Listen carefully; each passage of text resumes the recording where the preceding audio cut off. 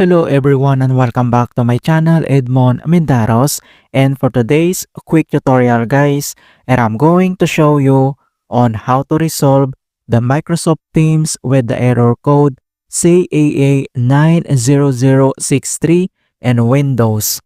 The error code CAA 90063 in Microsoft Teams may arise when user attempt to open the applications but encounter difficulties in doing so. The complete error message typically states, "We couldn't assign you in."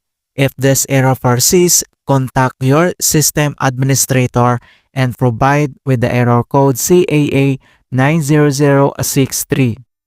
And the most common cause is could be wrong login details or expired login sessions, network issue where Teams cannot connect to the relevant servers, and outdated or corrupted Teams application files. And then I'll show you some solutions to solve this problem. Kung paano ba natin ito i-fix, and without further ado, and let's go ahead. And the first solutions we will do is to run the network troubleshooters. Kung paano ba yun natin gawin, all you have to do is to open up on a search menu. And dito sa search for app, so type mo lang dito yung settings and i-click mo lang dito yung open.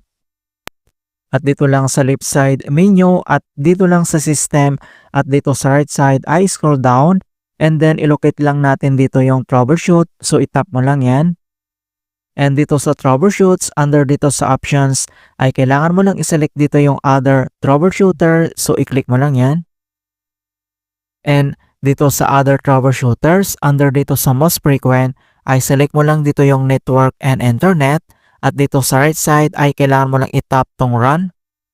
And wait natin. Ayan, so madadirect tayo dito sa help and support. So nandito lahat yung complete information details, step-by-step procedures kung ano yung dapat natin gawin para ma-fix yung problem. So kailangan mo lang i-follow dito yung lahat ng informations na nandito para maayos natin. And the next solutions na pwede natin gawin is to sign out and sign back in. Kung paano ba yun natin gawin, all you have to do is to open up on the search menu. And dito lang sa search for apps, so kailangan mo lang i-type dito yung Microsoft Teams. Ayan, and automatic mga kaibigan na mag-appear kaagad dito yung Microsoft Teams app. Ang next step, so click mo lang dito yung open. Ayan, so once na-open na natin tong Microsoft Teams, so kailangan natin mag-sign out. And dito lang sa top right corner, makikita mo dito yung ating profile account. So i-click mo lang yan. And then makikita mo agad dito yung sign out, so i-click mo lang yan.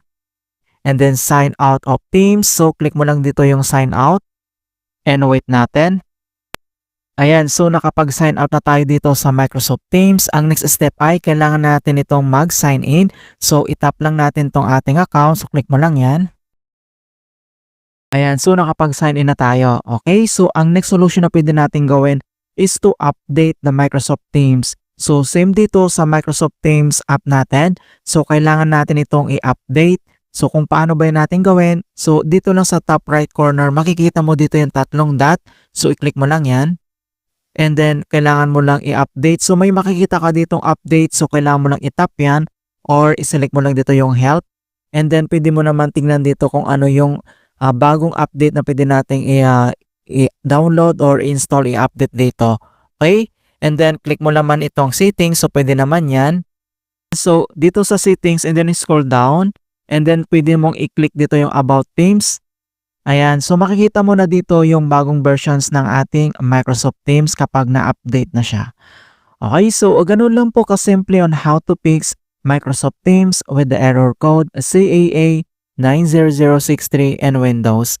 And please don't forget to like this video and subscribe to my channel for more quality content. Thank you guys and see you in my next tutorial.